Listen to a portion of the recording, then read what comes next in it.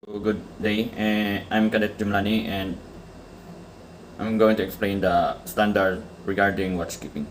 Explain the standards regarding watchkeeping. All persons who are assigned duty as an officer in charge of a watch or as a rating forming part of a watch shall be provided a minimum of 10 hours of rest in any 24-hour period.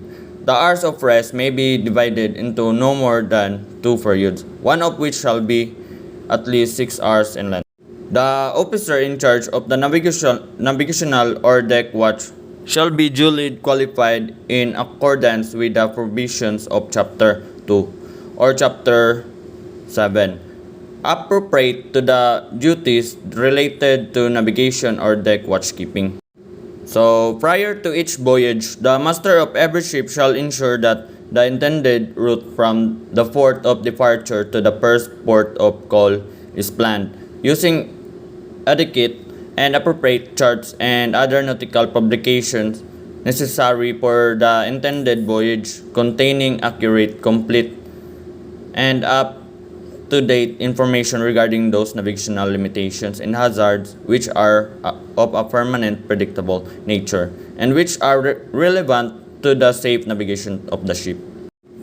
When the route planning is verified, taking into the consideration all pertinent information, the planned route shall be clearly displayed on appropriate charts and shall be continuously available to the officer in charge of the watch who shall verify each course to be followed prior to using it during the voyage.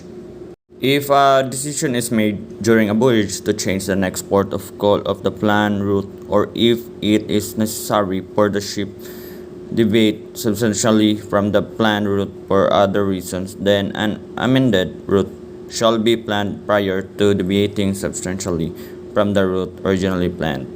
The master officers and ratings shall be aware of the serious effects of operational or accidental pollution of the marine environment and shall take all possible precautions to prevent such pollution, particularly within the framework of relevant international and port regulations.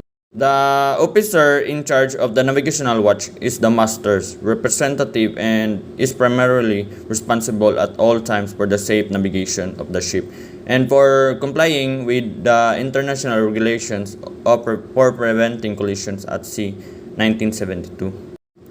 A proper lookout shall be maintained at all times in compliance with Rule 5 of the International Regulations for Preventing Collisions at Sea, 1972, and shall serve the purpose of. The lookout must be able to give full attention to the keeping of a proper lookout, and no other duties shall be undertaken or assigned which could interfere with the task. The duties of the lookout and helm person are separate, and the helm person shall not be considered to be the lookout while steering, except in small ships where an unobstructed all-round view is provided at the steering position and there is no impairment of night vision or other impediment to the keeping of a proper lookout. The officer in charge of the navigational watch may be the sole lookout in daylight, provided that on each such occasion. In determining that the composition of the navigational watch is adequate to ensure that a proper lookout can constantly be maintained, the master shall take into account all relevant factors, including those described in this section of the code, as well as the following factors. 1. Visibility state of weather and sea. 2. Traffic density and other activities occurring in the area in which the vessel is navigating. 3. The attention necessary when navigating in or near traffic separation schemes or other routing measures. 4. The additional workload caused by the nature of the ship's function, immediate operating requirements, and anticipated maneuvers. 5. The fitness for duty of any crew members on call who are assigned as members of the watch. 6. Knowledge of and confidence in the professional competence of the ship's officer and crew.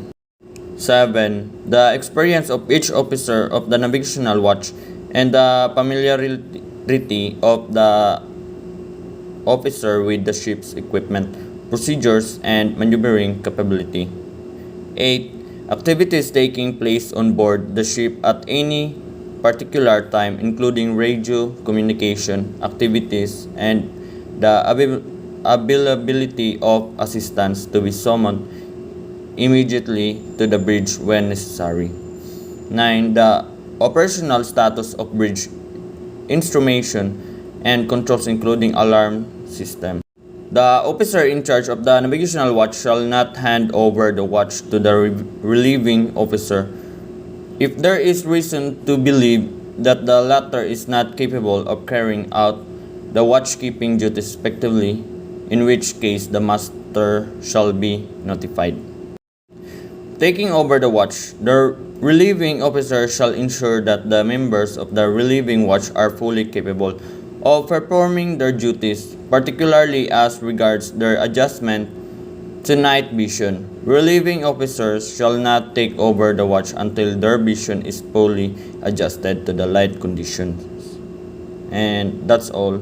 Thank you.